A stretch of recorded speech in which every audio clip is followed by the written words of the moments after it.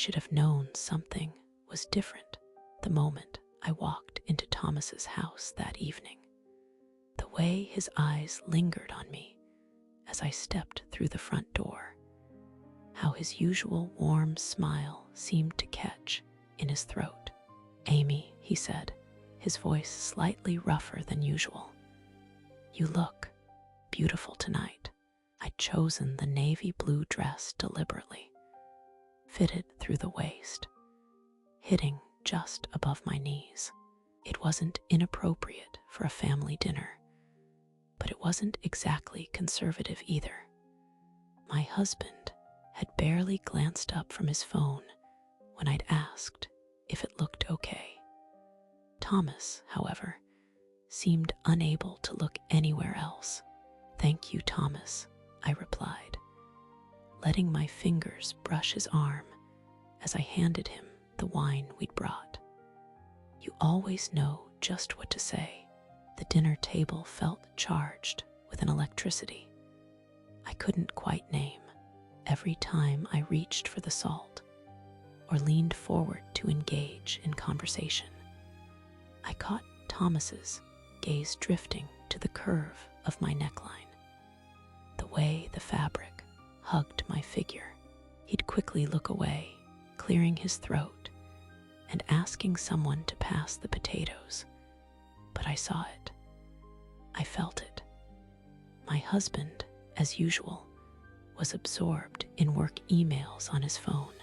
Emma, Thomas's sister, who joined us for dinner, chattered away about her latest dating disasters, completely oblivious to the undercurrent of tension between her brother and me. "So Amy," Emma said, refilling her wine glass, "how's that yoga class you started? You're looking absolutely radiant lately." "It's wonderful," I said, aware of Thomas's eyes on me again. "Very flexible. Really helps with stress relief." I watched Thomas's jaw tighten slightly at the word flexible. His fingers gripped his wine glass a little tighter. "Maybe I should try it," Emma mused. "Lord knows, I need something to help me unwind. I could show you some basic poses sometime," I offered, then turned to Thomas with what I hoped looked like innocent interest. "What do you think, Thomas?" "Good idea." His dark eyes met mine for a moment that stretched longer than it should have. "I think that sounds very beneficial," he managed, his voice slightly strained. After dinner, I insisted on helping with the cleanup despite Emma's protests. My husband had already retreated to the living room, phone glued to his ear for yet another work call. Emma excused herself to take a call from her latest romantic prospect, leaving Thomas and me alone in the kitchen. The silence felt thick as we moved around each other, loading dishes into the dishwasher. I was hyper-aware of every time our bodies came close, every accidental brush of fingers as we passed plates and glasses. I bent over to arrange the dishes in the bottom rack, taking my time to ensure everything fit perfectly. When I straightened up and turned around, I found Thomas standing frozen by the counter, his eyes dark and intense, having clearly been watching me. Our gazes locked. The air between us crackled with forbidden electricity. His chest rose and fell slightly faster than normal, and I could see a flush creeping up his neck. Neither of us moved for what felt like an eternity. "Amy, he started, his voice rough, but then his phone buzzed loudly on the counter, breaking the spell. Thomas jerked away, running a hand through his salt and pepper hair, his face burning with embarrassment and something else something that looked dangerously like desire. I pretended to focus on wiping down the counter, but my pulse was racing. The tension in the room was palpable, electric. I could feel the heat radiating from his body, even though he'd stepped away. "Let me get that cloth for you," Thomas said, reaching past me to grab a dish towel from the drawer. As he leaned over, his chest brushed against my shoulder. The contact was brief, innocent enough to any observer, but the way his breath caught told me it was anything but innocent to him. "Thank you," I whispered, letting my hand linger on his as I took the towel. His phone buzzed again, more insistently this time.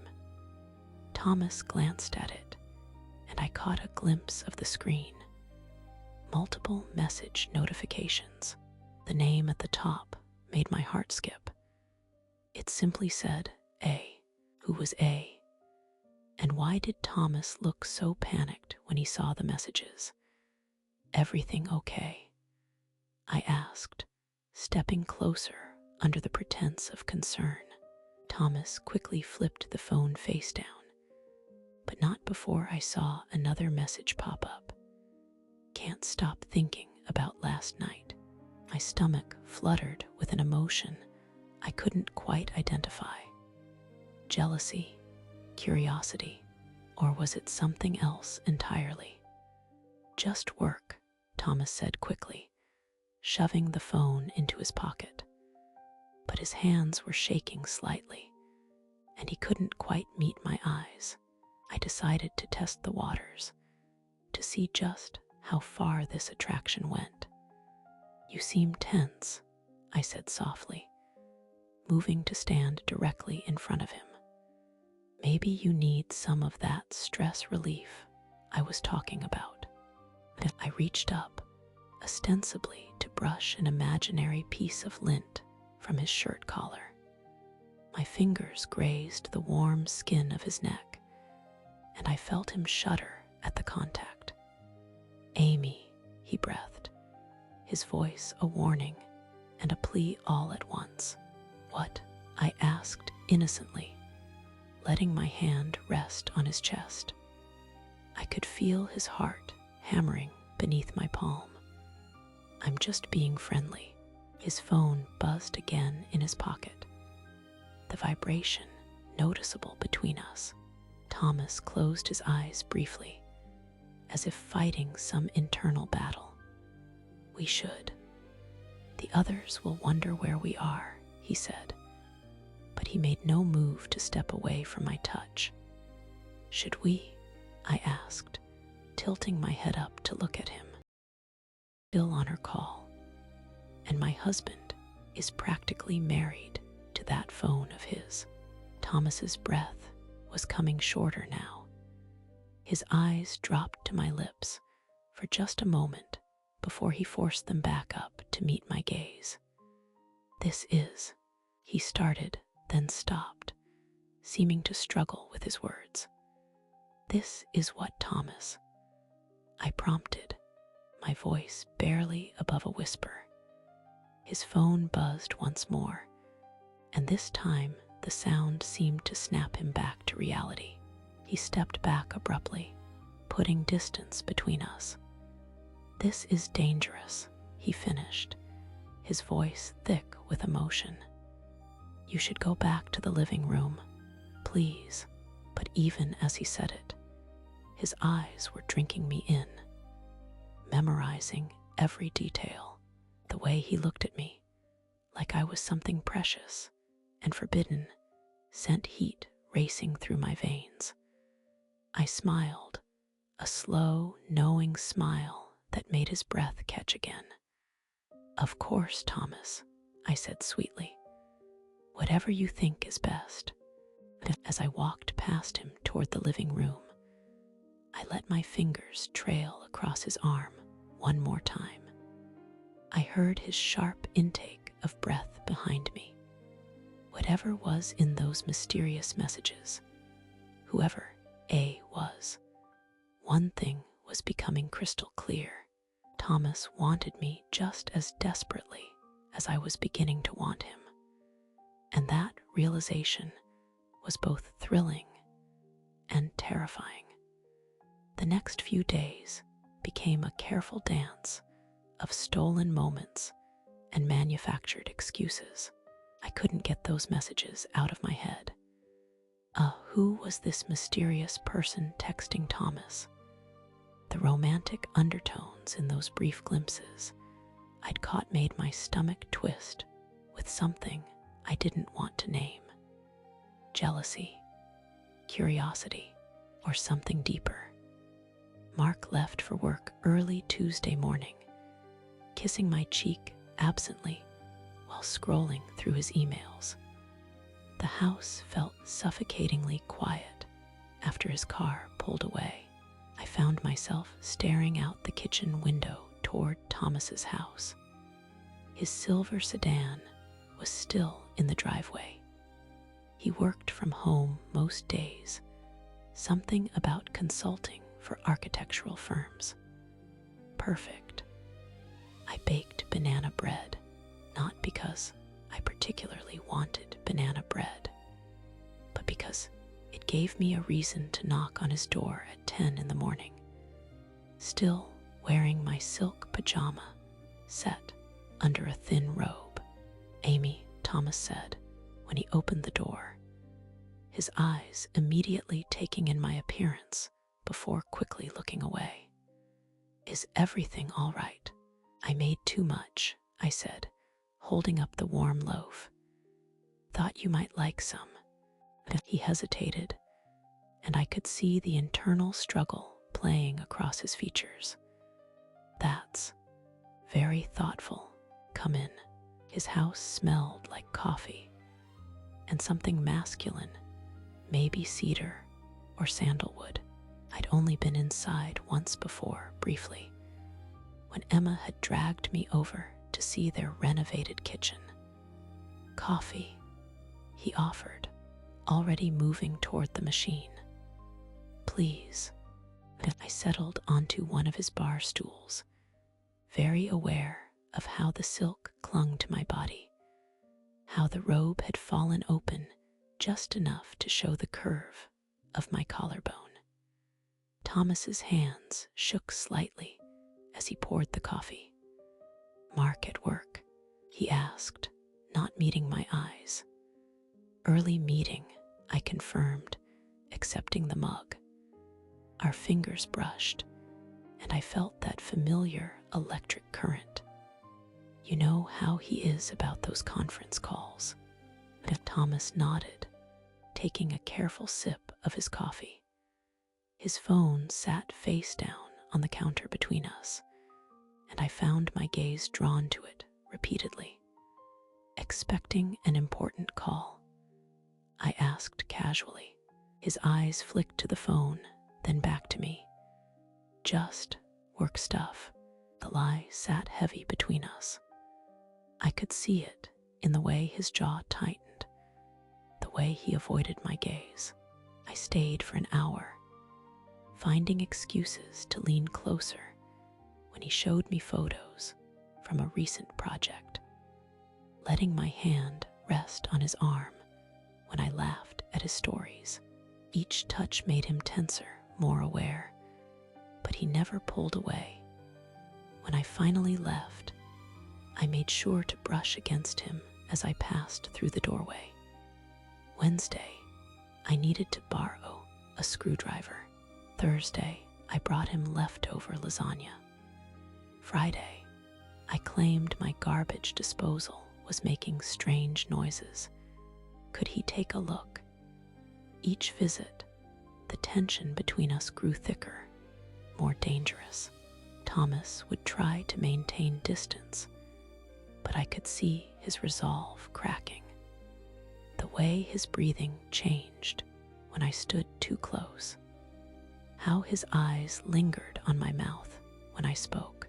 The careful way he avoided touching me, as if he knew one contact would break his control completely. I started dressing more deliberately for these visits. Sundresses that hugged my curves, yoga pants that showed off my figure, low-cut tops that made his gaze drop before he forced it back up. On Saturday morning, while tending to my garden in the backyard, I felt eyes on me. I looked up to see Thomas at his kitchen window, watching me with an intensity that made my breath catch. When our eyes met, he disappeared from view immediately. But I'd seen the hunger there, raw and undisguised. That afternoon, Emma called to say she was driving to her sister's for the weekend, some family emergency. Mark was predictably locked in his office with another urgent project. I waited until evening, then walked over with a bottle of wine. "Thought you might want company," I said when Thomas opened the door. Emma mentioned she'd be away. He stared at me for a long moment, and I could see the war happening behind his eyes. Want versus propriety. Desire versus loyalty. "Amy, I don't think. It's just wine, Thomas," I said softly. "Between neighbors, between friends." He stepped aside. We sat on his couch, the bottle of red wine slowly disappearing between us.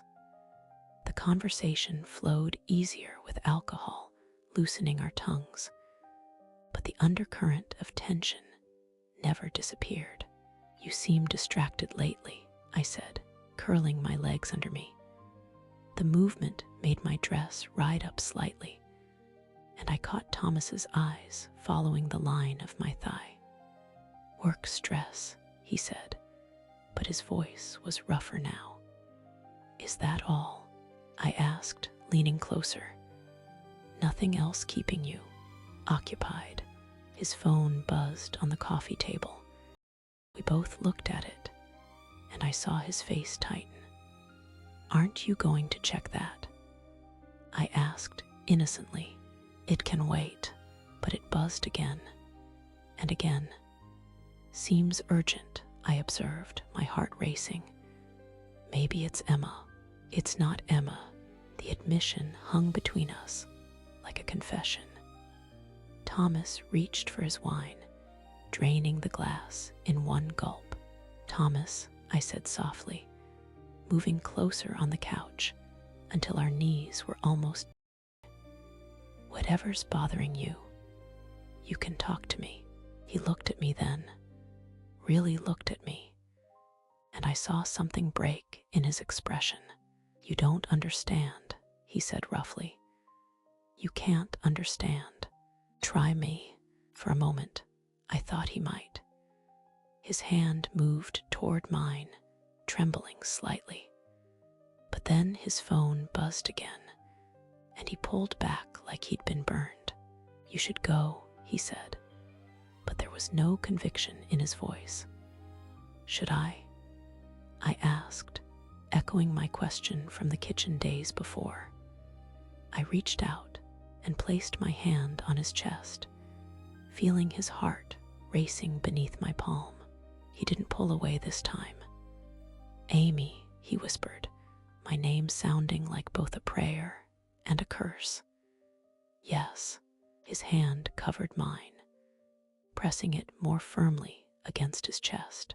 I could feel the heat of his skin through his shirt, the rapid beat of his pulse.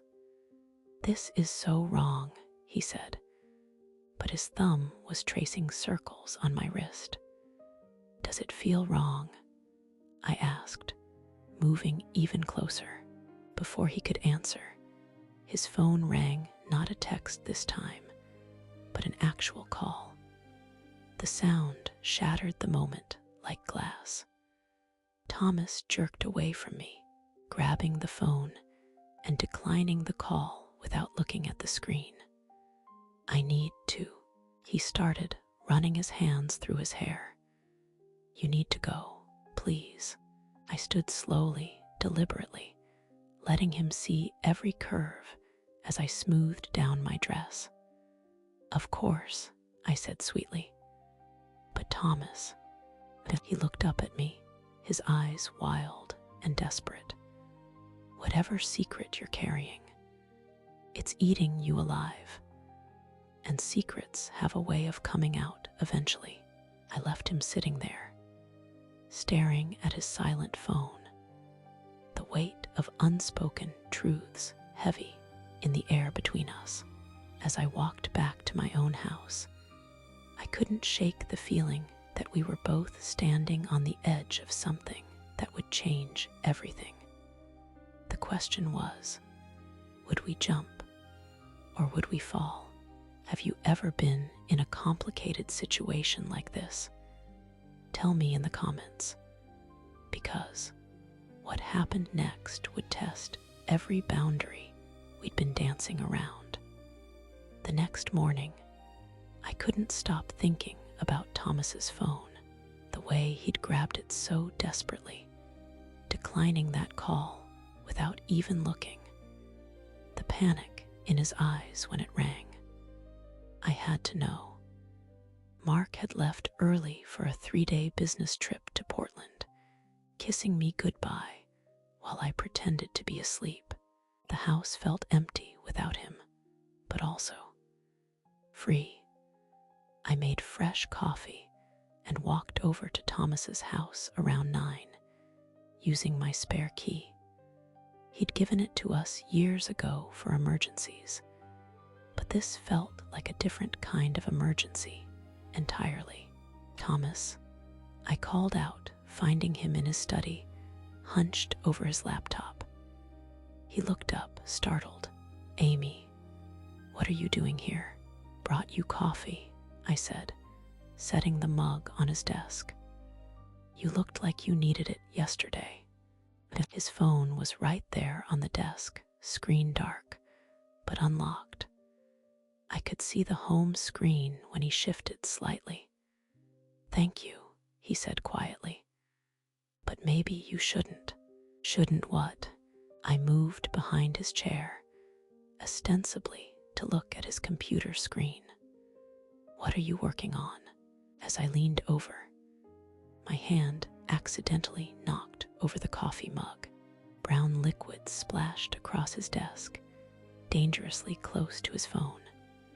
"Shit." Thomas jumped up, grabbing paper towels from his desk drawer. "I'm so sorry." I reached for his phone, lifting it to safety. "Let me help clean." That's when I saw it. The notification on his screen. A text thread labeled A. My heart stopped, while Thomas frantically mopped coffee from his papers. I quickly swiped up on his phone. The messages were right there, and what I saw made my blood run cold and hot at the same time. "Thomas to A. I can't stop thinking about yesterday. The way you looked at me." To Thomas. "I know, I saw it in your eyes too. The hunger." Thomas to A. "This is destroying me. I dream about your hands on my chest, about kissing you until you forget everything else." To Thomas. "Then why do you keep pushing me away? We both know what we want." Thomas to A. "Because it's wrong. Because I'm supposed to be better than this. But God help me. I want you so badly, it's killing me." My hands were shaking. The A in his phone. It was me, Amy. He'd been texting someone about me, describing his fantasies, his guilt, his desperate desire. But who was A? Who was he confessing these things to? "Amy, is my phone okay?" Thomas's voice snapped me back to reality. I looked up at him, my heart pounding. "It's fine. But Thomas, we need to talk." Something in my tone made him freeze. "What?" I held up his phone, showing him the screen. "Who is?" The color drained from his face. Amy, I can explain. These messages, they're about me, aren't they? My voice was barely a whisper. You've been telling someone else about wanting me, about dreaming about me. Thomas sat heavily in his chair, his head in his hands. You don't understand. Then explain it to me. I set his phone down and moved closer. Who are you texting? Who knows about us? There is no us, he said weakly. These messages say otherwise. I scrolled through more texts, my cheeks burning. I want to run my hands through her hair, taste her lips, make her mine. Thomas, who did you send this to? He looked up at me with tortured eyes. Amy, please, answer me, myself. He exploded, standing up so fast his chair rolled backward. I've been texting myself, okay, creating a fake contact so I could get these thoughts out of my head without actually telling anyone. I stared at him, processing this revelation. You created a fake contact, named A, to text yourself about wanting me. It sounds insane when you say it like that. It sounds desperate, I said softly, and heartbreaking, and incredibly sexy. Snapped to mine. Amy, do you mean it? I stepped closer. Everything you wrote, do you mean it? You know I do. His voice was raw. It's been torture, watching you, wanting you, knowing I can never have you. Never. I reached for his shirt, fingers grazing the buttons. Are you sure about that? Amy, stop. But he didn't move away. Your husband is my son. Mark isn't here, I whispered, undoing the top button of his shirt. It's just us, just this moment. This will destroy everything. Maybe some things need to be destroyed. I undid another button, my palm flat against his chest. I read every message, Thomas. I know you want me. Stop fighting it. His resistance crumbled like a dam breaking. His hands came up to frame my face, his thumbs tracing my cheekbones. God forgive me, he whispered, and then his lips were on mine. The kiss was everything I'd imagined and more. Desperate, hungry, years of suppressed desire pouring out between us. His hands tangled in my hair, while mine explored the muscles of his chest through his open shirt. When we finally broke apart, we were both breathing hard. We can't, he said, but his hands were already sliding down to my waist. We are, I replied, pulling him toward the leather couch in the corner of his study. What happened next was a blur of desperate kisses and whispered confessions. Thomas's hands worshipped my body like he'd been dreaming of this moment for years, which, according to his messages, he had. I felt beautiful, desired, alive in a way I hadn't in years. Afterward, we lay tangled together on the couch, the weight of what we'd done settling between us. This was a mistake, Thomas said quietly, his fingers still tracing patterns on my skin. Was it?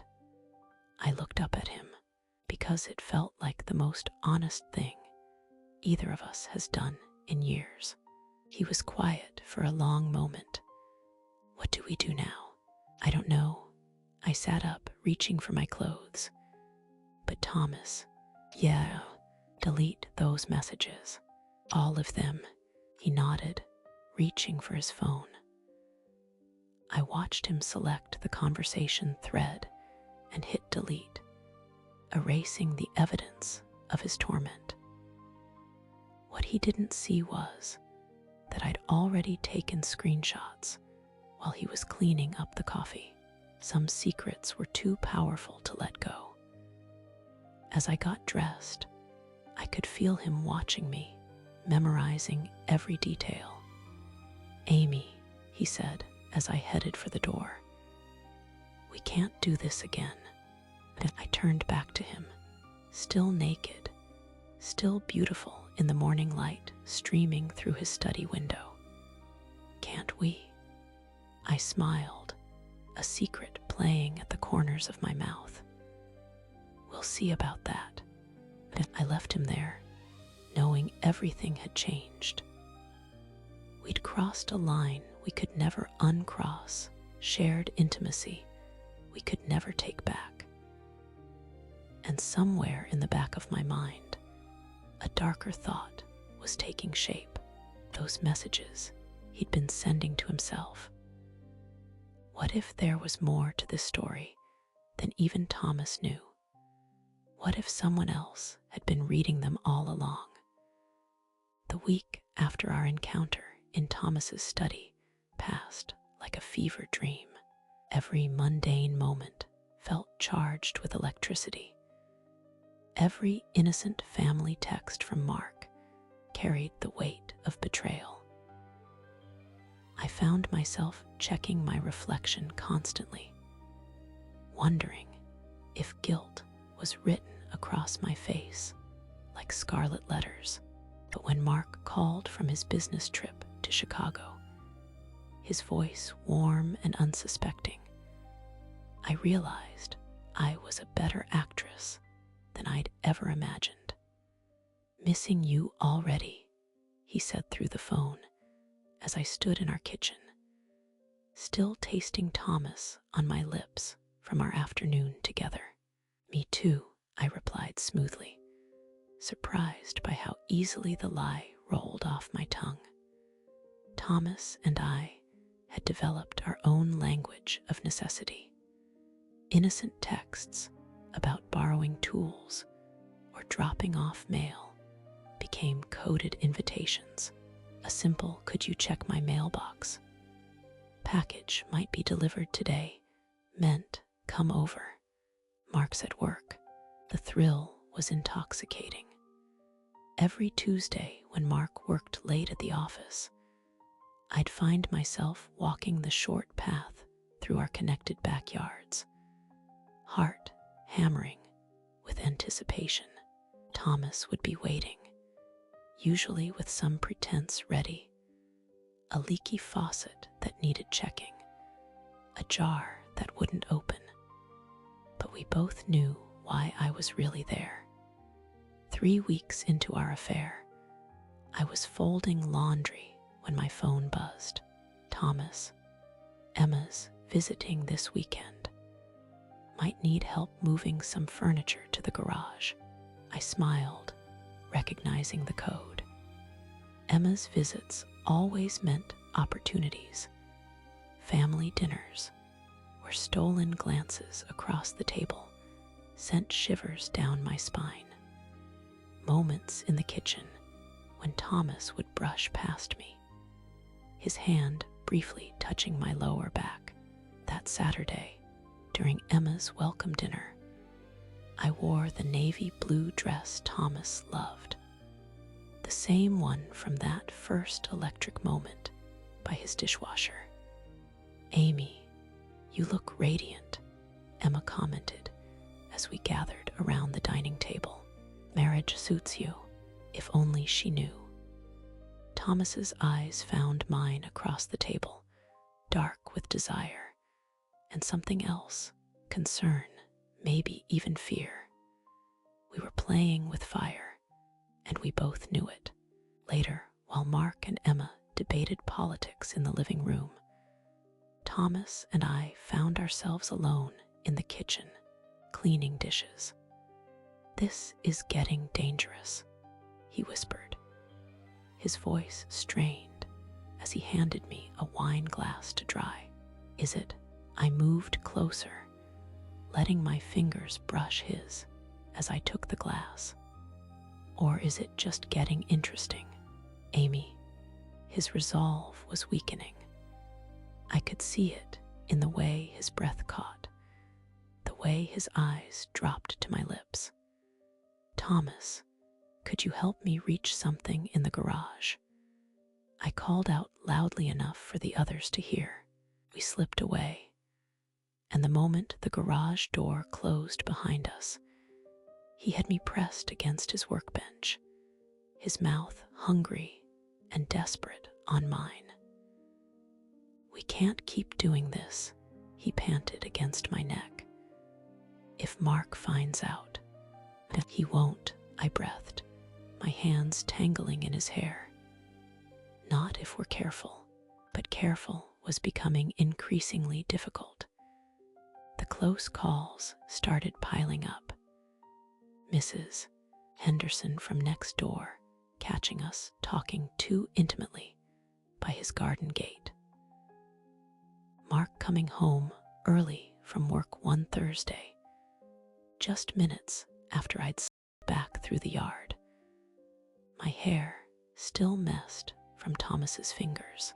"You seem happy lately," Mark observed one evening, wrapping his arms around me from behind as I cooked dinner. Different somehow. My heart nearly stopped. Different how? I don't know. More alive. Like you used to be when we first met. The irony was devastating. My affair with his father was bringing back the woman Mark had fallen in love with. When Thomas tried to pull back, guilt eating at him after a particularly intense afternoon in his study, I knew it was time to use my insurance policy. I showed him the screenshots. "You kept them." His face went pale as he stared at his own desperate messages displayed on my phone screen. "I had to," I said, my voice steady despite my racing heart. "Thomas, we both crossed a line. We're both in this now. Are you threatening me? I'm protecting us both." I touched his face gently. "These messages, they show how much you wanted this, how much you still want this." He closed his eyes, leaning into my touch despite himself. "Read them," I whispered. "Remember how you felt when you wrote them." His voice was barely audible as he read his own words back. "I dream about her skin, soft under my hands. I imagine her saying my name, breathless and wanting." The screenshots were like a mirror, reflecting his deepest desires back at him. How could he deny what was written in his own hand? "This is blackmail," he said, but his voice lacked conviction. "This is honesty," I countered. For the first time in years, we're both being completely honest about what we want. The lies to Mark became more elaborate. Book club meetings that didn't exist. Shopping trips with girlfriends who were never consulted. Yoga classes I'd never attended. Each deception felt like putting on a costume, becoming someone else entirely. The strange thing was, I was good at it. Better than I'd ever expected. "I'm thinking of taking that art class I mentioned," I told Mark over breakfast one morning, already planning my afternoon with Thomas. "That's great, honey. I'm proud of you for pursuing your interests." The guilt should have been crushing. Instead, I felt more alive than I had in years. Thomas was struggling more. I could see it in the way his hands shook sometimes when he touched me, in the haunted look that crossed his face when Mark hugged him goodbye after family dinners. "I'm losing myself," he confessed one afternoon as we lay tangled in his sheets. "I don't recognize the man I've become." "Maybe you're finally becoming the man you were meant to be," I suggested, tracing patterns on his chest. The man who betrays his own son. The question hung between us like a blade. But even as Thomas wrestled with his conscience, he couldn't stay away. None of us could. We were caught in a gravitational pull that defied reason, morality, everything we'd once believed about ourselves. The web of deception grew more complex each day. Alibis that required alibis. Stories that needed supporting evidence. I started keeping a mental catalog of my lies, cross-referencing them to avoid contradictions. Mark began to notice my improved mood, my renewed energy. "It's like you found some secret fountain of youth," he joked one evening. "What's your secret?" If only he knew his secret was sleeping just next door, just taking better care of myself, I replied, the lie smooth as silk. The irony wasn't lost on me. My affair was saving my marriage, at least on the surface. Mark was responding to my newfound vitality, our conversations more engaged, our connection somehow stronger even as I betrayed him daily.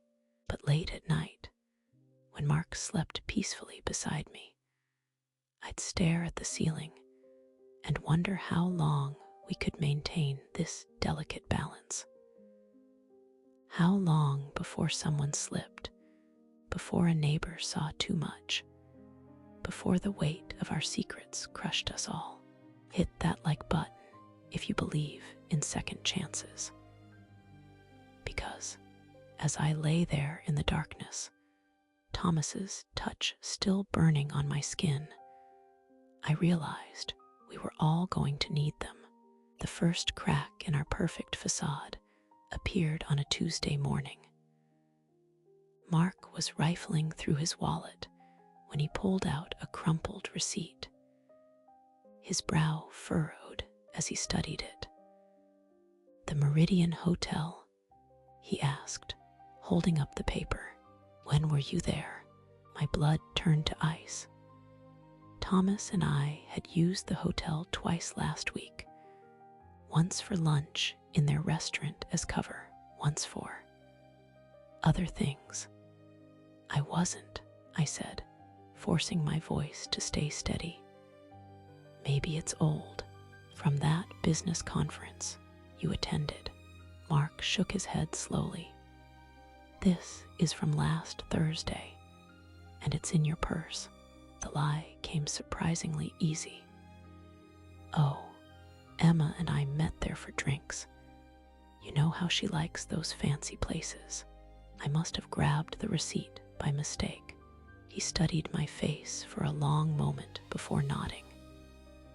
But I caught something new in his expression, a flicker of doubt that hadn't been there before. That same afternoon, Emma called unexpectedly. "We need to talk," she said without preamble. "Can you come over?" Emma's kitchen felt different somehow, charged with an undercurrent I couldn't identify. She poured us both coffee, her movements precise and deliberate. So she began, settling across from me. "How are things with Thomas?" The question hit like a physical blow. "What do you mean, Amy?" Her voice was gentle but firm. "I've known you for 15 years. You're glowing in a way that has nothing to do with new skincare routines." I forced a laugh. "Don't be ridiculous. He's Mark's father, which makes it even more complicated." Emma leaned forward. "The way you look when his name comes up, the excuses to visit. That story about drinks at the Meridian. I was at book club that night, remember?" My hands trembled around the coffee mug.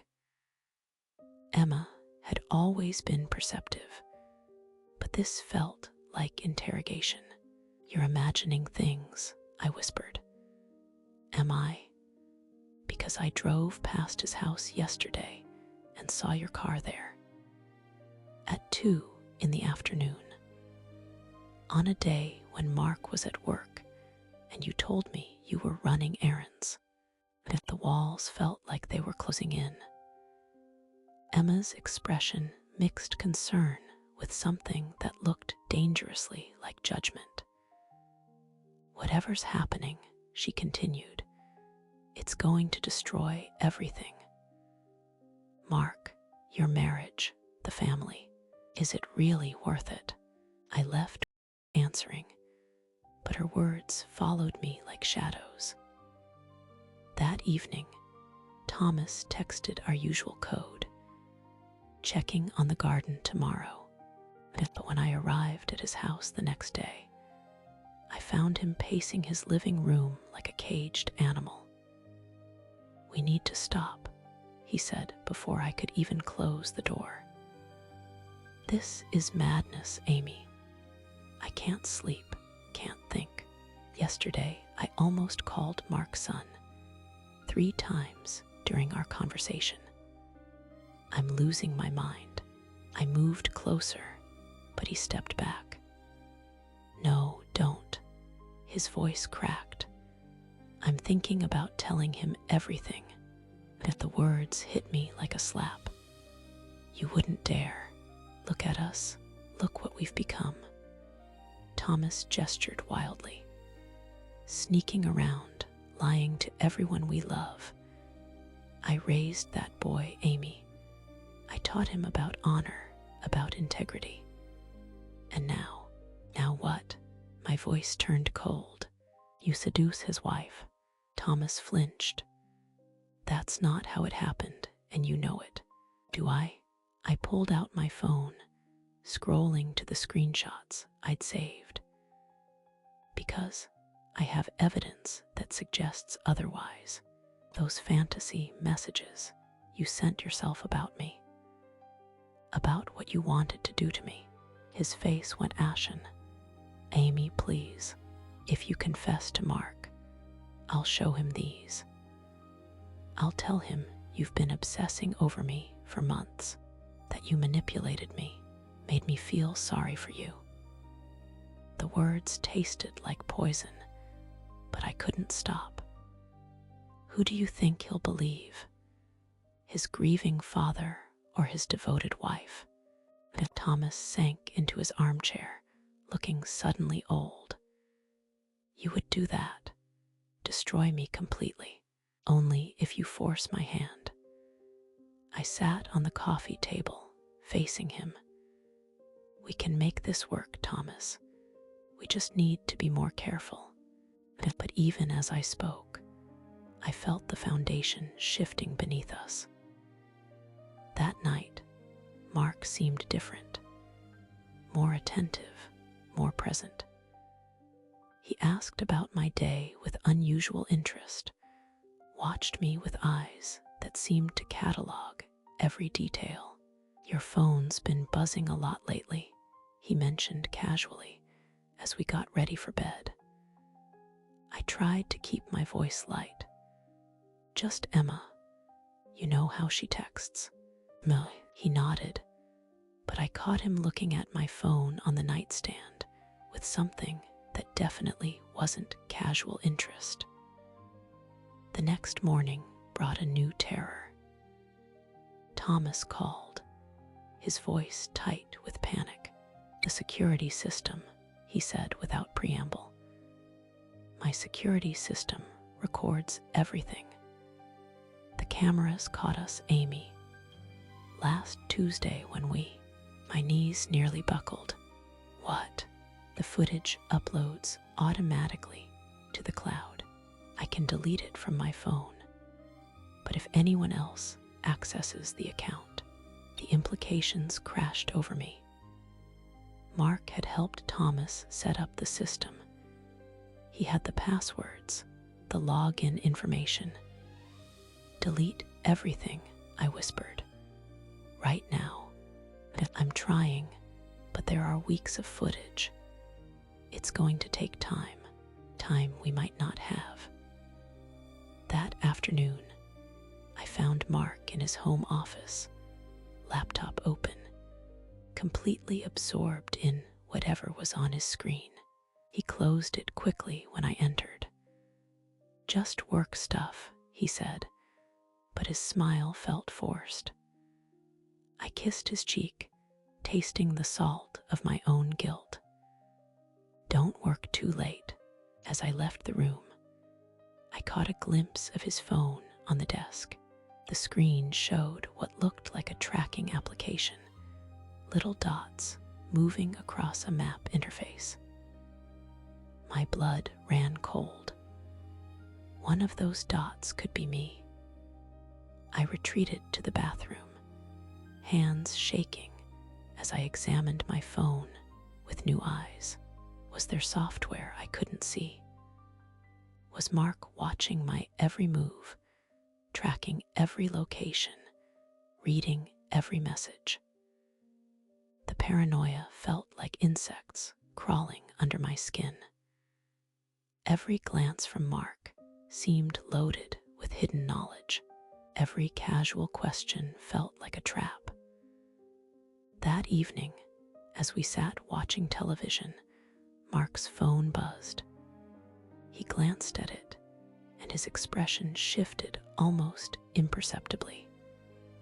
"Everything okay?" I asked. He looked at me for a long moment. "Just a notification. Nothing important." But I saw him save something to his photos before sliding the phone into his pocket.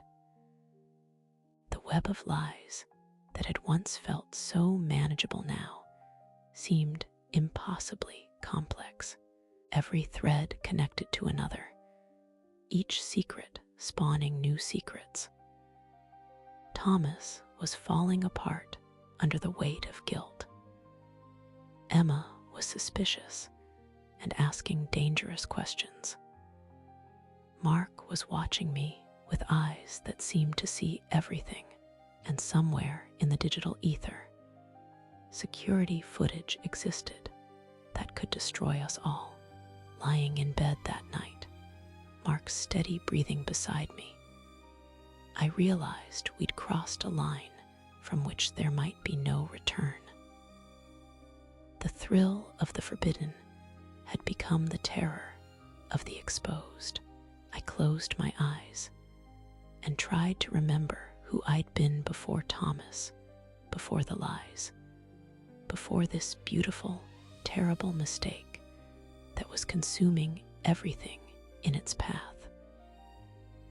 But that woman felt like a stranger now, and I wasn't sure I could find my way back to her, even if I wanted to. Hit that subscribe button if you've ever felt trapped by your own choices. Because as I lay there in the darkness, I realized that sometimes the biggest prison is the one you build yourself. The next morning arrived with deceptive normalcy. Mark made coffee, kissed my forehead, and headed to work just like any other Tuesday. But I could feel the weight of his scrutiny even after he left. I was folding laundry when my phone buzzed with Thomas's coded message. "Plumber needs to check the pipes today." My hands trembled as I typed back. "Not today. Too risky. Need to see you. Emma's asking questions." I set the phone down and tried to focus on matching socks, but my mind was spinning. Everything was unraveling faster than I could contain it.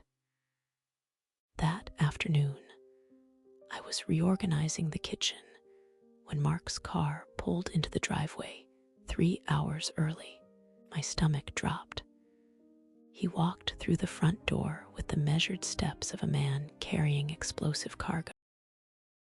In his hand was a manila folder, thick with papers. "We need to talk," he said, his voice eerily calm. I forced a smile. Of course. How was your day? Sit down, Amy. The way he said my name made my blood turn cold. I perched on the edge of our couch, every muscle tense. Mark opened the folder and pulled out a hotel receipt, the same one I thought I'd hidden so carefully. The Marriott downtown, last Tuesday, room 237. His eyes never left mine. Care to explain? My mouth went dry. I don't know what that is. Really? He pulled out his phone, swiped to a map application.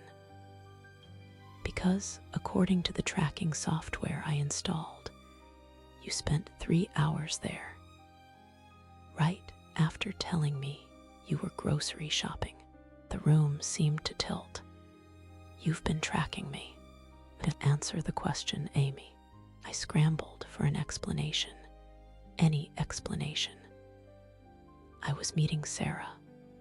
She's going through a divorce and needed somewhere private to talk. Sarah, who's been in Europe for 2 weeks. Mark's voice remained deadly quiet. Try again. My heart hammered against my ribs. How did he know about Sarah's trip? Mark reached into the folder again, this time producing printed screenshots. These are from the security cameras at Thomas's house. Want to guess who that woman is entering at 2:47 p.m. last Thursday? The blood drained from my face. The image was grainy, but unmistakably me, wearing the yellow sundress I'd chosen specifically because Thomas once said it looked beautiful on me. Mark, I can explain. Can you? He stood up, pacing now like a caged animal. Because Emma called me this morning. She's been watching you, Amy. She knows. The walls felt like they were closing in. Emma. Of course she'd been watching. She told me everything. How you've been visiting Thomas constantly. How she saw you leaving his house looking disheveled. The word dripped with disgust. How you've been playing house with my father while I've been working to support our family. Tears started flowing before I could stop them. It's not what you think. Then what is it? Mark's composure finally cracked, his voice rising.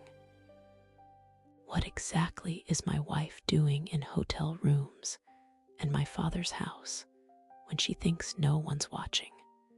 The truth sat like a stone in my throat. I could feel the last threads of my carefully constructed lies snapping one by one.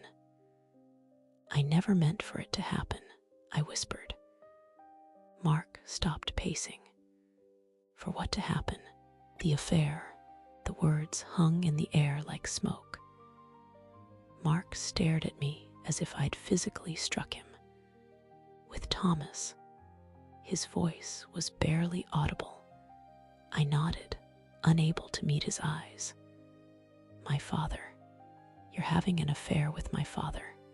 But the silence that followed was deafening. When I finally looked up, Mark's face had gone completely white. How long? He asked. A few months. How long, Amy? Since the dinner party. When you asked me to help him with the house. Mark laughed, but there was no humor in it. Jesus Christ, I sent you there. I practically delivered you to him. I reached for him, but he jerked away like I was poison. He seduced me, I said desperately. He manipulated me, Mark. Look, I grabbed my phone, scrolling to the screenshots I'd saved of Thomas's messages.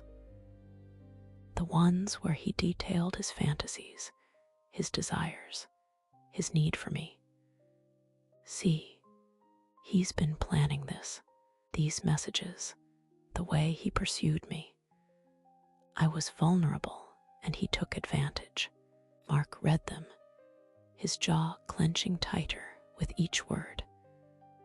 These are from someone called A. That's him. He created a fake contact to text himself about me. He's obsessed, Mark. I tried to end it so many times, but he wouldn't let me. It wasn't entirely true, but it wasn't entirely false either. Thomas had been the one to make the first move, to create those messages, to pursue me relentlessly. You tried to end it. Mark's voice was dangerous now. Is that why you have hotel receipts? Is that why the tracking shows you at his house yesterday? I couldn't answer. The truth was too ugly, too complicated. Mark grabbed his keys from the counter. Where are you going? To kill my father. Mark, wait. I chased after him, but he was already backing out of the driveway. I called Thomas frantically. Mark knows. He's coming to your house. Get out. Get out now. Amy, what happened? Emma told him. There are photos, hotel receipts, tracking data. Everything. The line went quiet, except for Thomas's heavy breathing. I'm not running, he said finally. It's time this ended. 20 minutes later, I stood at the end of Thomas's driveway, watching my marriage explode through his living room window. Mark was gesticulating wildly, his face red with rage. Thomas sat calmly in his armchair, taking the verbal assault without fighting back. I could hear fragments through the glass. Betrayal, my wife, your own son. Then Mark's fist connected with Thomas's jaw. Thomas stumbled backward, but didn't retaliate. Blood trickled from the corner of his mouth as he straightened. I'm sorry, I heard him say. I never meant for you to find out this way. You never meant for me to find out at all. Mark screamed. That's when Emma appeared in the doorway, her expression unreadable. There's more, she announced, holding up a tablet. Much more. Both men turned to her. Security cameras aren't the only things that record, you know. Emma's smile was cold. Thomas's laptop automatically backs up to the cloud, including video calls, including private moments. My blood turned to ice. The laptop in his study. Where we, Emma, please, Thomas said. Please what? Please protect the woman who's been destroying our family. Emma looked directly at me through the window. I don't think so. She held up the tablet, and even from the driveway, I could see video thumbnails. Multiple video thumbnails. The question is, Emma continued, what should we do with all this evidence? Mark looked from Emma to Thomas to the tablet, his face cycling through rage, disgust, something that looked like defeat. Comment below, am I the hero or the villain here? Because standing there, watching my husband discover the depth of my betrayal, while his sister held digital proof of my infidelity, I realized that the line between victim and perpetrator had become impossibly blurred, and Emma's cold smile suggested that my punishment had only just begun. Mark's voice cut through the tension like a blade. Get out. The words hit me harder than any physical blow could have. I pressed my face closer to the window, watching as he turned away from Thomas and Emma. his shoulders shaking with barely contained rage. "Mark, please, let me explain," I started, but he whirled around. "Explain what, Amy?" "Explain how you've been screwing my father behind my back. Explain how every kiss, every 'I love you,' every moment of our marriage has been a lie." His voice cracked on the last word. Emma stepped forward, still clutching the tablet. "There are 17 videos, Mark. 17 separate occasions where they..." "Stop." Mark held up his hand. "Just stop." I fumbled for the door handle, my hands shaking so badly I could barely grip it. When I finally managed to get out of the car, the cold air hit me like a physical assault. "Mark, I can explain everything," I said, my voice barely above a whisper. He laughed, but there was no humor in it. Can you explain why my wife and my father have been playing house while I was at work? Can you explain why you looked me in the eye every morning and lied?" Thomas wiped the blood from his mouth with the back of his hand. "Amy, maybe you should." "Don't." Mark's voice was deadly quiet. "Don't you dare speak to her. Don't you dare act like you care about her now." Emma watched it all with that same cold smile. "I think Amy should know what she's really gotten herself into." She turned the tablet toward me, and I saw thumbnail after thumbnail of intimate moments: the study, the kitchen, even the living room couch. Times I thought we'd been careful, times I thought we were alone. "Your laptop automatically uploads everything to the cloud, Thomas," Emma said conversationally, "including video calls that accidentally stayed on, including times when the camera was recording and you didn't realize it." My stomach lurched. "How long have you known?" "Weeks." Emma's smile widened. "I've been waiting for the right moment to share the evidence." Mark turned to me, his face a mask of disgust and pain. "Pack a bag tonight. I want you gone by morning." "Where am I supposed to go?" "I honestly don't care." He pulled out his phone. "I'm calling my lawyer first thing Monday morning." The word lawyer hit me like a physical blow. Divorce. He was talking about divorce. "You can stay with me," Emma said suddenly. We all turned to stare at her. "Temporarily," she continued, her tone businesslike. "Until you figure out your next move. Consider it damage control."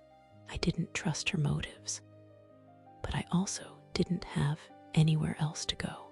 That night, I packed 2 suitcases while Mark sat in the living room, drinking whiskey and staring at the wall. He didn't speak to me, didn't even look at me. Thomas had disappeared after Mark's punch, probably back to his house to lick his wounds. Emma picked me up at 8 sharp, her car idling in the driveway like she was collecting a piece of furniture. "This should be interesting," she said as I threw my bags in the backseat. Her guest room was sparse, but clean. She showed me where the towels were, pointed out the coffee maker, then retreated to her own room without another word. I lay awake all night, staring at the ceiling and replaying every moment that had led to this. The first glance, the first touch, the first kiss. Had it been worth it? Had any of it been worth destroying my marriage? By Tuesday, word had spread through our social circle like wildfire. My phone buzzed constantly with texts from friends, but they weren't messages of support. Is it true what Mark is saying? How could you do this to him? With his father? Amy, what were you thinking? I stopped answering after the 10th message. Wednesday brought more fallout. Sarah, my closest friend since college, showed up at Emma's door. I need to hear it from you, she said when Emma let her in. Tell me it's not true. I looked at her face, saw the hope there, the desperate wish that her friend wasn't capable of such betrayal. I can't, I whispered. She left without another word. By Thursday, I'd lost count of how many people had blocked me on social media. The group chat for our neighborhood book club had gone silent whenever I tried to contribute. Even my hairdresser canceled my standing appointment. I tried calling Thomas, but his phone went straight to voicemail. I drove by his house twice, but his car wasn't in the driveway. Friday evening, Emma found me crying in the kitchen. He won't talk to me, I said, wiping my nose with a paper towel. Of course he won't. He's probably drunk. Emma poured herself a glass of wine. Thomas always was weak when things got difficult. What do you mean? I mean my brother has a pattern. When life gets messy, he disappears into a bottle. She took a sip. Mark found him passed out in his car yesterday afternoon. Had to call a cab to get him home. My heart clenched. Is he okay? Define okay. Emma's laugh was bitter. He's lost his son's respect, his family's trust, and his self-respect. I'd say he's about as far from okay as a person can get. I called Thomas again that night. This time he answered, Amy. His voice was slurred, distant.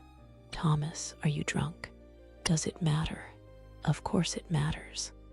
We need to talk.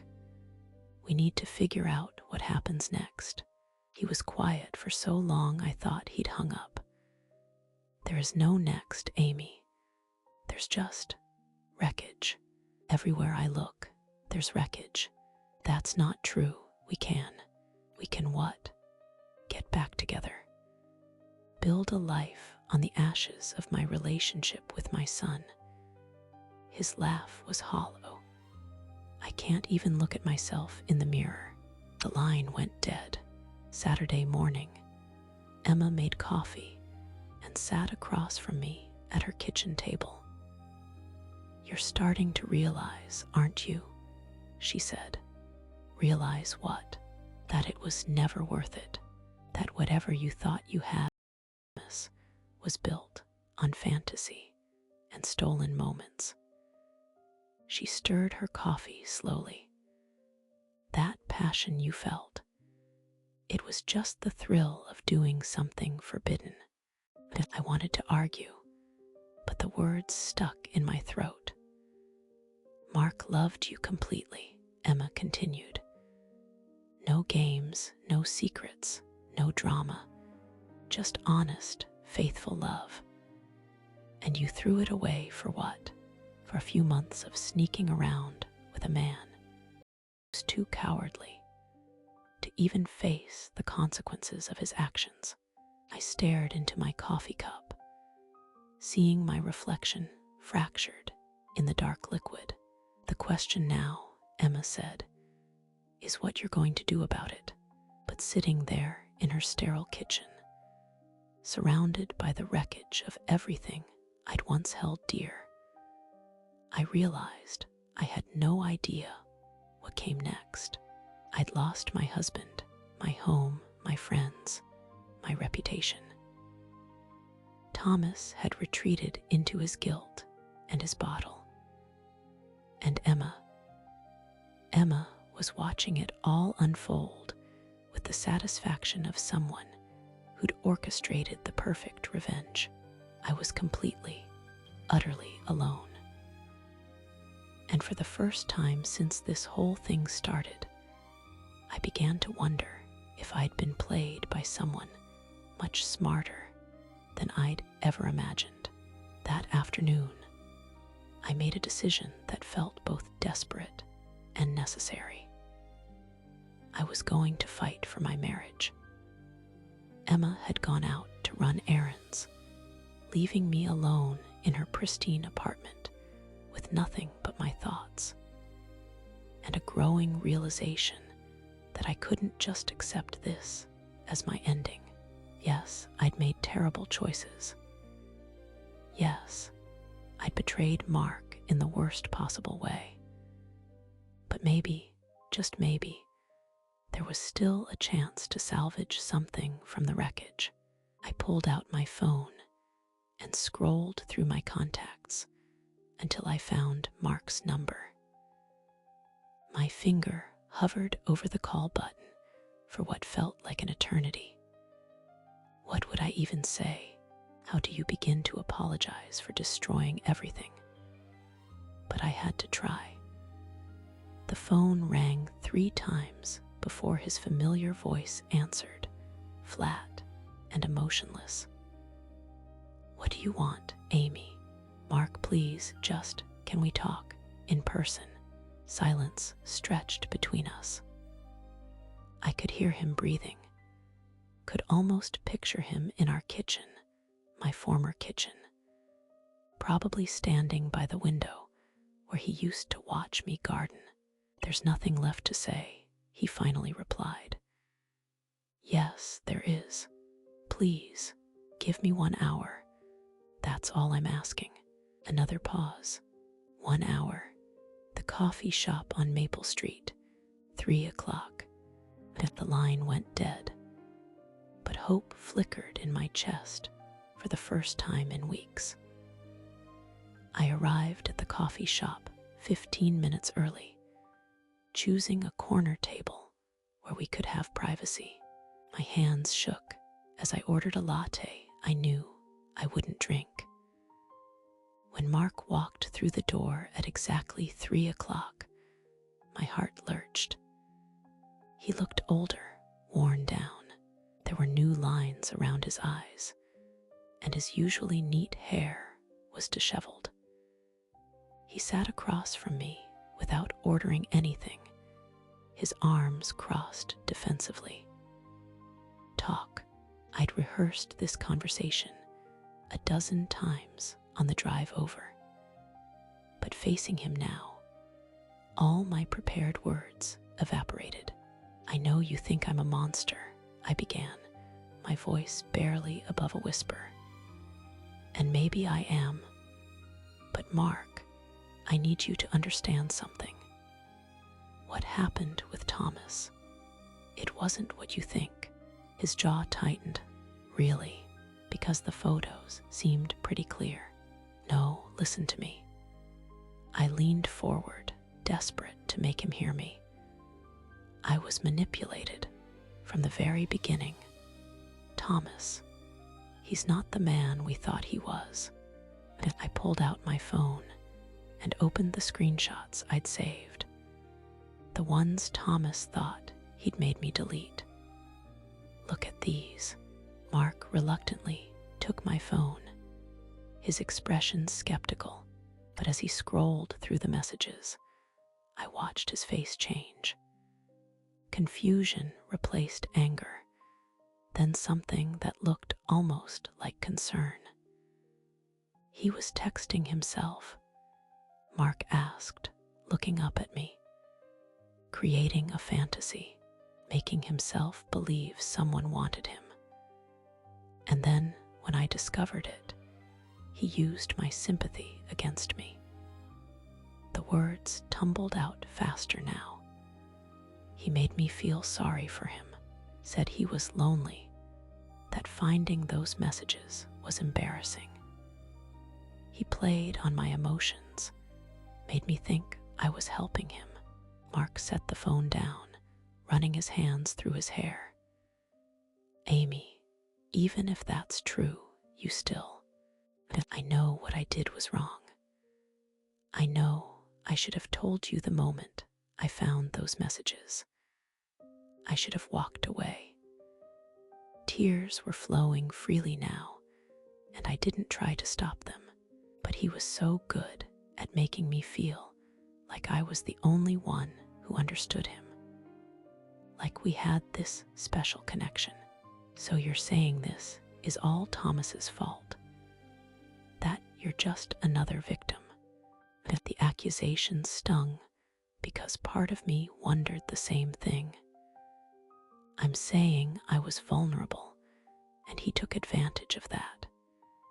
Yes, I made choices, terrible choices.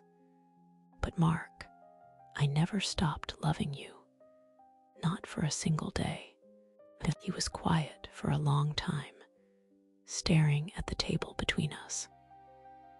When he finally looked up, I saw something I hadn't expected, the faintest glimmer of the man who used to look at me like I was his whole world.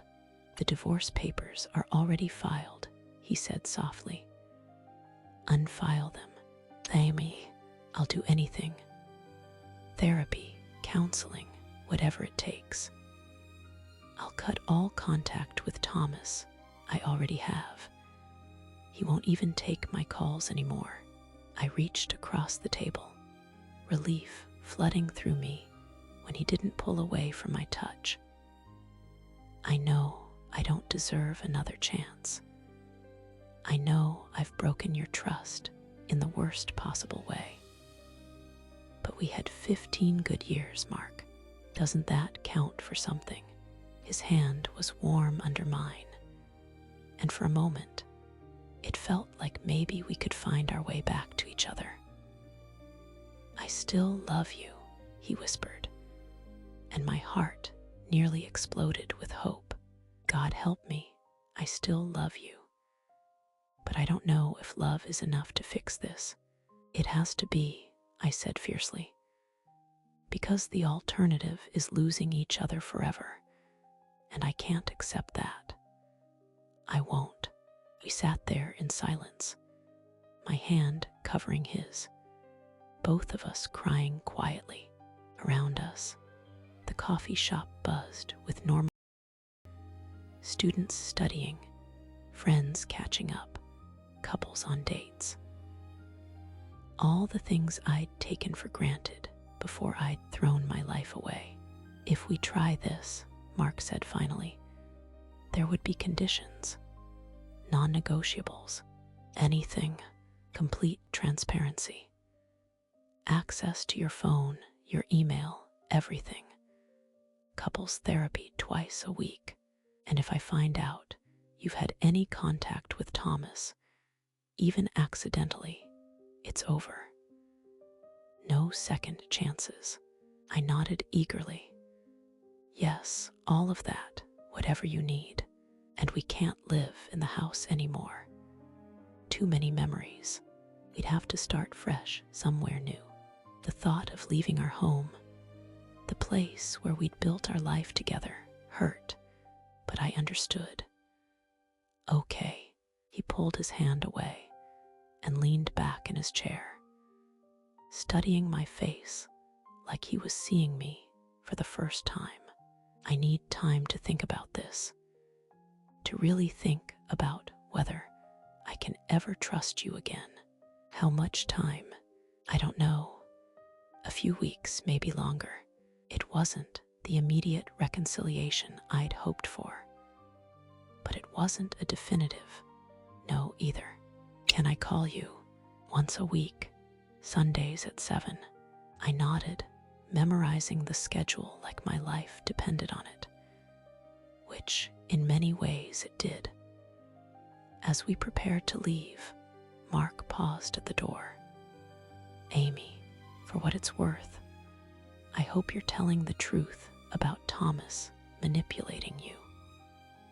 Because if you're lying to me now, if this is just another game, it's not, I said firmly. I swear to you, Mark, I'm done with games. I'm done with lies. I just want my husband back. He nodded once and walked away, leaving me standing alone on the sidewalk with the first real hope I'd felt in months. That night, back at Emma's apartment, I lay in bed staring at the ceiling and thinking about second chances, about whether people could really change, whether trust could be rebuilt from ashes. I thought about Thomas too, wondering where he was, whether he was getting help. Part of me felt guilty for painting him as the villain in my story with Mark, but wasn't that exactly what he was? Hadn't he manipulated both of us? Have you ever been in a complicated situation like this? Tell me in the comments. As I drifted off to sleep, I allowed myself to imagine a future where Mark and I found our way back to each other, where we built something new and stronger from the ruins of what we'd lost. I had no idea that Emma was in the next room, making phone calls that would change everything once again. I woke up the next morning feeling lighter than I had in weeks.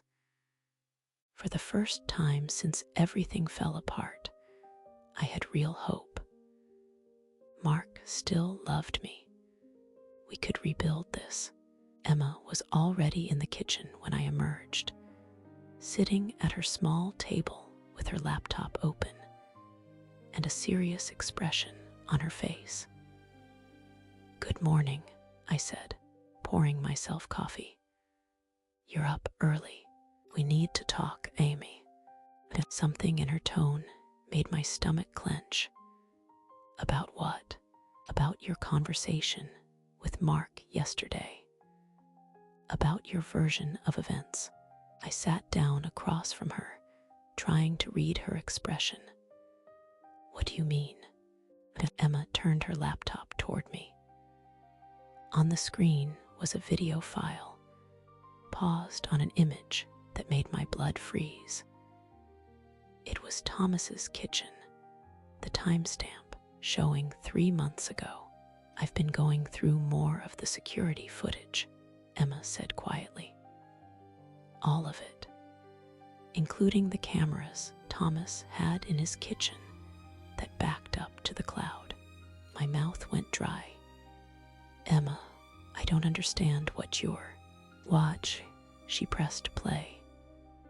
The video showed Thomas passed out at his kitchen table, an empty whiskey bottle beside him. And there I was, creeping into frame, carefully taking his phone from his pocket. I watched myself type message after message, my fingers flying over the keys. Then I watched as I created a new contact, A, and began texting it from Thomas's phone. Message after message of desire and longing, all sent to myself. "Keep watching," Emma said, her voice deadly calm. The video continued. I watched myself take screenshots of the messages I just sent, then delete them from Thomas's phone. I watched myself slip the phone back into his pocket and leave. There are 17 different videos, Amy. 17 times you snuck into Thomas's house while he was drunk and used his phone. The very messages you showed Mark yesterday. The ones you claimed Thomas sent himself. You sent every single one. My hands were shaking. "Emma, you don't understand. Thomas and I, we were having an affair. Yes, I know, but this footage shows something else entirely." She clicked to another file. "This is from 2 weeks before your first encounter in his study. This video showed me in Thomas's living room while he slept on the couch. I was going through his mail, his personal papers, taking photos with my phone. You were researching him, Amy, learning his routines, his vulnerabilities. This wasn't some spontaneous attraction. You planned it. I stood up abruptly, coffee spilling across the table. You're taking this all out of context. Thomas wanted me. The affair was real. The affair was real, Emma agreed. But you orchestrated every bit of it. You created those messages to yourself to build up your own fantasy. You manipulated a grieving widower who was drinking too much and vulnerable. And then, when everything fell apart, you used those same fake messages to make yourself look like the victim. I was backing toward the door, but Emma wasn't finished. The banana bread visits, the manufactured excuses, even the navy blue dress you wore that first night. I have footage of you researching his late wife's favorite color online. You planned everything, Amy. Every single detail. That's not, I didn't. But the words died in my throat because we both knew it was true. Emma's laptop chimed. That's Mark, she said, glancing at the screen. I called him this morning. He's on his way over. Emma, please. Panic was setting in now, real and sharp. Don't do this. I'm your friend. Friends don't destroy innocent people. And then manipulate everyone around them to cover it up. She stood up, her expression harder than I'd ever seen it. Thomas may have cheated, but you made him into a predator in Mark's eyes. You almost destroyed that man completely. He participated willingly, after months of psychological manipulation from someone he trusted. After you literally programmed his phone to make him think he was losing his mind with desire for you. The apartment door opened, and Mark walked in. His face was pale, his jaw set in a way that told me Emma had already filled him in. Show me, he said quietly. Emma turned the laptop toward him and started the first video again. I watched my husband's face as he saw the truth, watched the hope and love drain out of his eyes and be replaced by something I'd never seen before. Disgust. Jesus Christ, Amy. His voice was barely a whisper. What are you? Mark, I can explain. Explain what? That you spent months gaslighting my father. That you created an elaborate fantasy and then manipulated him into living it out. That you made me believe he was some kind of predator when you were the one pulling all the strings. Emma clicked to another video. This one showed me in Thomas's house again, but this time I was going through his prescription medications, taking photos of the labels. She was researching his antidepressants, Emma said, learning how they interacted with alcohol, making sure he'd be vulnerable enough to manipulate. Mark stared at me like he'd never seen me before. The screenshots you showed me yesterday, the evidence of Thomas's manipulation. You created every bit of it. I wanted to lie, to find some way to spin this, but there was no point anymore. The videos showed everything. I loved you, I said desperately. Everything I did was because I felt trapped, ignored. I needed to feel wanted, so you destroyed my father. You made him think he was going insane with desire for his son's wife. You manipulated a grieving man who was already struggling with depression and alcoholism. The worst part was seeing the pieces click together in Mark's mind. The hotel receipts. You planted those where I'd find them. The accidental text messages. Even catching you two together, you orchestrated that too, didn't you? I couldn't speak, couldn't deny it. My God, Mark breathed, you wanted me to catch you. You wanted to destroy our marriage and make it look like Thomas's fault. Emma was watching me with clinical fascination. The question is why, Amy? Why go to all this trouble? Why destroy so many lives?